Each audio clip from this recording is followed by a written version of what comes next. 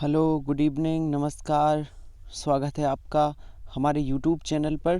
जैसा कि आपको पता है, ये शाम के 5 बजे वाली जो हमारी क्लास है, ये स्पेशली किसके लिए है? स्पेशली एसएससी जीडी वालों के लिए है। तो आप सभी आइए, हमारे यूट्यूब चैनल से जुड़िए। और मैं इस समय हिंदी के बेहतरीन 5 बजे मैं 25 प्रश्न डेली लेकर आता हूँ। आप भी जुड़िए हमारे चैनल से और आप अपने एग्ज़ाम के लिए हिंदी अच्छी करिए। मैं आपको भरोसा दिलाता हूँ, एसएससी जीडी के एग्ज़ाम तक आप मेरे साथ बने रहिए, हिंदी आपकी बहुत अच्छी हो जाएगी, बहुत अच्छे नंबर आएंगे आपके, पूरे में पूरे नंबर। ठीक है, तो जो लोग नए हैं उनको बता दें, आप हमारे टेलीग्राम चैनल पर भी जुड़ सकते हैं। हमारे टेलीग्राम चैनल का नाम है आमोद सर हिंदी। क्या नाम है? आमोद सर हिंदी। हमारे टेलीग्राम चैनल से भी जुड़ सकते हैं। चलिए, और मैं आपकी जानकारी के लिए एक और बात बता दूं, मैं रात्रि 8 बजे यूपी पुलिस और रात्रि 9 बजे मैं एक बेहतरीन सीरीज़ टॉपिक वाइज हिंदी चला रहा हूं। TET super, TET C TET, UP SI, UP लेखपाल, junior assistant forest guard, UP police, किसी का भी एग्ज़ाम देना है, रात्रि 9 बजे आइए। मैं बहुत शानदार सीरीज़ हिंदी की चला रहा हूँ, टॉपिक वाइज चला रहा हूँ। 7000 प्रश्न आपके समक्ष लेकर आऊँगा कुछ दिनों बाद। 7000 प्रश्न कंप्लीट हो जाएंगे, है ना? मतलब कुछ दिनों का मतलब ये है कि कुछ दिनों में कंप्लीट हो जाएंगे। सीरीज शुरू हो चुकी है, हमने ये 21 नवंबर से शुरू की थी। चलिए, बहुत शानदार। और हमारी जीके जीएस की क्लास देखना ना भूलिए। मैं 7 बजे लेकर आता हूँ वन लाइनर। सुबह 7 बजे जीके जीएस, शानदार प्रश्न, 10,000 वन लाइनर प्रश्न, इतिहास, भूगोल, संविधान, अर्थशास्त्र, साइंस और ज्योग्राफी से संबंधित बेहतरीन प्रश्न मैं लेकर आ रहा हूँ। सुबह 7 बजे आता हूँ। आज से सीरीज़ शुरू हुई है 7 बजे। आप देखिए उस सीरीज़ को, 20 से 22 मिनट का डेली वीडियो आएगा। आपकी झोली में 10,000 प्रश्न होंगे। बहुत शानदार प्रश्न करवा रहा हूँ। आप जुड़िए हमारी उस सीरीज़ से, जीके जीएस की। चलिए स्टार्ट करते हैं। निम्नलिखित में से नीचे दिए गए मुहावरे और लोकोक्तियों के अर्थ बताने के लिए 4 विकल्प दिए गए। उपयुक्त अर्थ वाला विकल्प चुनिए। चुनिए उपयुक्त अर्थ वाला विकल्प। बताइए, क्या आप बता पाएंगे?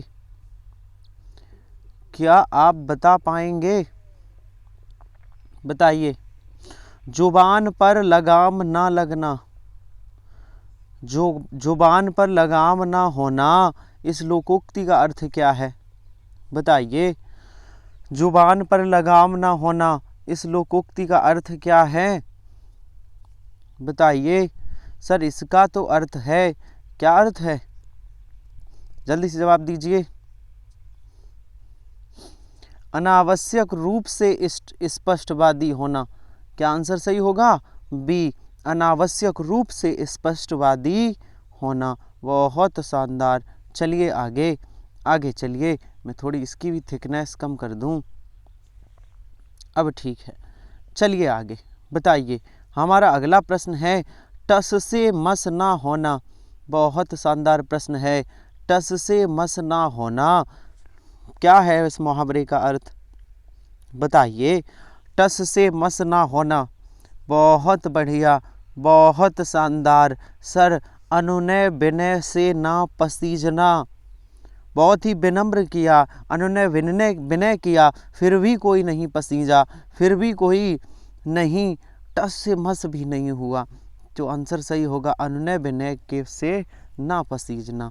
चलिए, बहुत बढ़िया, बहुत शानदार। बताइए। 3 दिन मेहमान, चौथे दिन हैवान। बताइए। 3 दिन मेहमान, चौथे दिन हैवान का अर्थ क्या है? बताइए। 3 दिन मेहमान, चौथे दिन हैवान का अर्थ क्या है? बहुत शानदार, बहुत बढ़िया। जवाब दीजिए।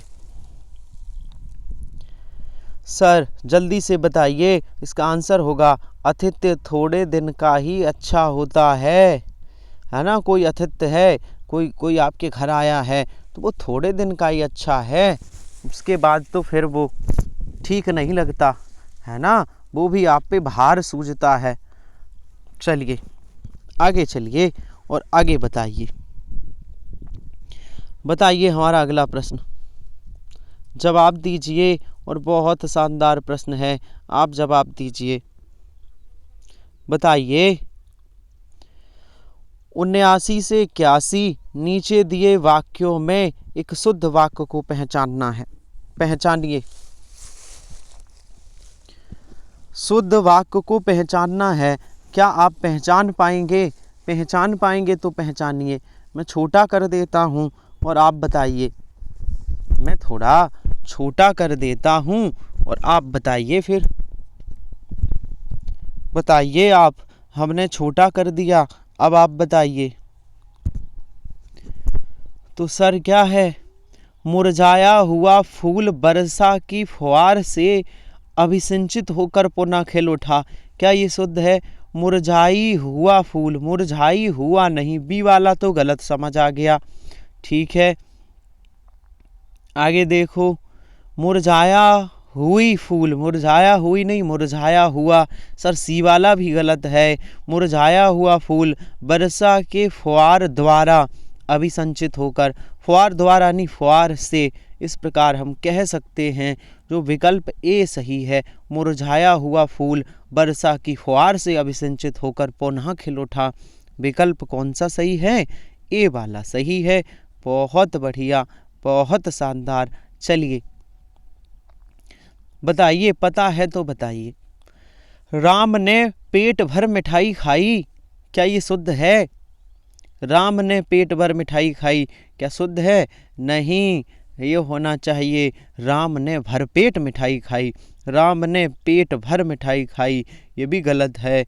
राम ने भरपेट मिठाई खाई, ऑप्शन सी सही होगा। और डी में क्या गलती है? राम ने पेट भर मिठाई खाया, ये गलत है। सी वाला ठीक है, राम ने भरपेट मिठाई खाई। और ये भी पूछा जाता है भरपेट में कौन सा समास है? सर अव्ययी भाव समास है। चलिए बताइए, एक और प्रश्न है, एक और आपके पास शानदार मौका है कि आप फिर से एनालिसिस करिए, फिर से कुछ सीखिए। बताइए कौन सा सही है?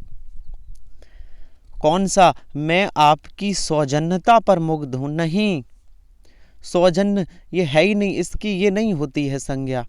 भाववाचक मैं आपके सौजन्य पर मुग्ध हूँ।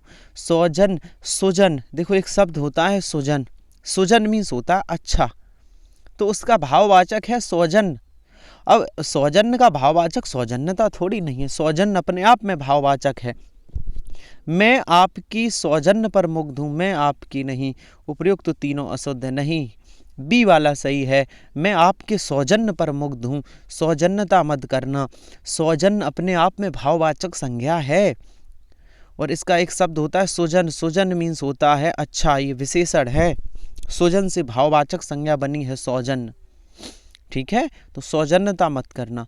आंसर सही होगा वी। बहुत बढ़िया, बहुत शानदार। चलिए क्या है सर? सर 82 से 83 नीचे दिए गए एक वर्तनी शुद्ध है, बताओ। पता है तो बता दीजिए कौन सी वर्तनी शुद्ध है? सर कृपा कैसे लिखा जाएगा? जो ऑप्शन डी में लिखा है ये कृपा सही है। बहुत बढ़िया। अगला प्रश्न बताइए सर, तहसीलदार कैसा लिखा जाएगा? तहसीलदार कैसा लिखा जाएगा? तहसीलदार। देखिए बी वाला भी गलत, डी वाला भी, तो कौन सा सही है? सर तहसीलदार, ये रा वाला सा बनेगा। विकल्प ए में जो लिखा है वो सही है। बहुत बढ़िया। चलिए आगे बताइए, अपकीर्ति कौन सा ठीक है? अपकीर्ति, सर अपकीर्ति लिखा है, ये गलत है। अपकीर्ति लिखा है, तापे बड़ी की मात्रा नहीं आएगी। अपकीर्ति लिखा है, ये शुद्ध है। अपकीर्ति, सर जो ऑप्शन बी में लिखा है ये ठीक है। बहुत शानदार, बहुत बढ़िया। चलिए आगे, 85 से 87 नीचे दिए गए वाक्यांश के लिए शब्द बताइए। वाक्यांश के लिए एक शब्द बताओ, बताइए। जिसका भोजन दूध ही होता है, जो सिर्फ दूध पीता हो, जो सिर्फ भोजन के रूप में दूध ग्रहण करता हो उसे क्या कहेंगे? दुग्धाहारी कहेंगे। अच्छा, जो सिर्फ जो मीठ मांस ना खाता हो वह शाकाहारी है। जो मीठ मांस खाता हो सिर्फ वह मांसाहारी है। बहुत बढ़िया। और जो सिर्फ द्रव पीता हो, है ना, वो द्रव्याहारी है। चलिए आगे चलिए, हमारा अगला प्रश्न है। बहुत बढ़िया। बिना घर का, जिसके पास घर ना हो वो क्या कहलाएगा? बिना घर का, जल्दी से बताइए। बिना घर का सर, बिना घर का जो होता है उसे अनिकेत कहते हैं। अनिकेत, निकेत मीन्स घर, आ मीन्स नहीं। बिना घर का, जिसके पास घर नहीं हुआ, अनिकेत है। अनिकेत, ऑप्शन सी।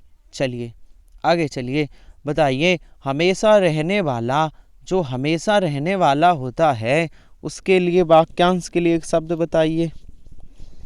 हमेशा रहने वाला, वाक्यांश के लिए एक शब्द क्या होगा?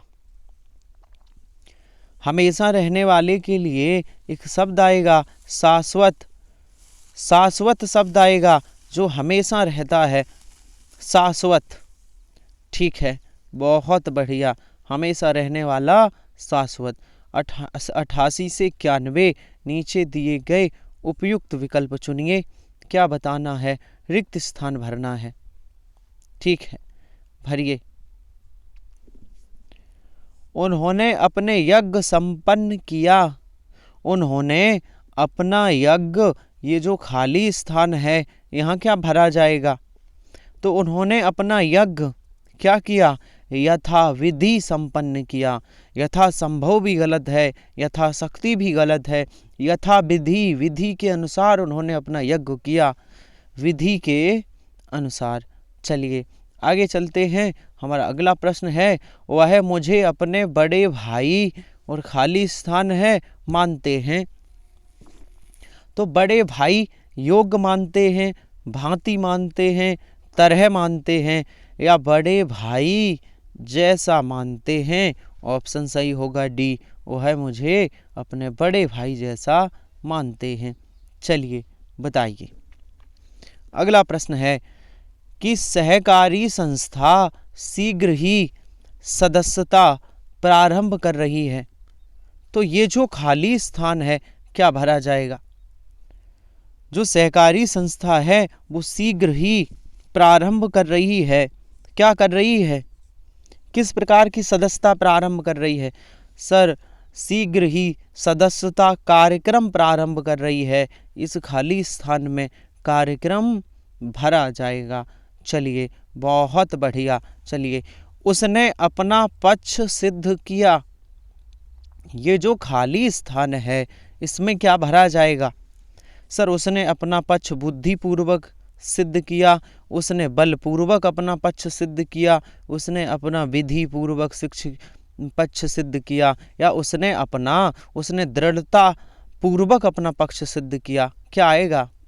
तो आएगा उसने विधि पूर्वक अपना पक्ष सिद्ध किया।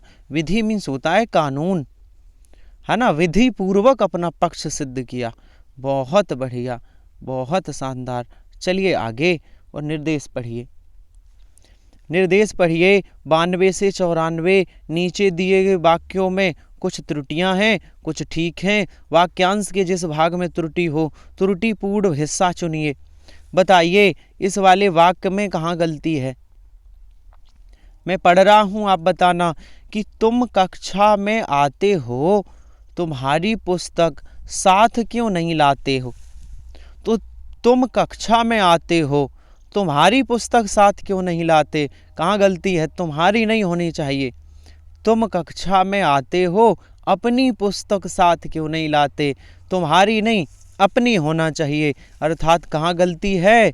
ये बी विकल्प में गलती है। बहुत बढ़िया, बहुत शानदार। चलिए बताइए, एक और वाक्य है, बताइए कहाँ गलती है? मैं कुछ का कुछ लिख दिया। मैं कुछ का कुछ लिख दिया। सर, ये नहीं होगा। क्या होना चाहिए? बताइए कहाँ गलती है? सर, होना चाहिए मैंने कुछ का कुछ लिख दिया। मैं की जगह मैंने होना चाहिए। मैंने कुछ का कुछ लिख दिया। बहुत बढ़िया। तो ए विकल्प में गलती है। बताइए, मीठे वचन बोलना उत्तम गुण है? सही बात है, मीठे वचन बोलना उत्तम गुण है। सर इसमें कोई त्रुटि नहीं है, कोई भी गलती नहीं है। बहुत बढ़िया। 95 से 97 नीचे दिए गए शब्दों में उपयुक्त विलोम शब्द बताने हैं।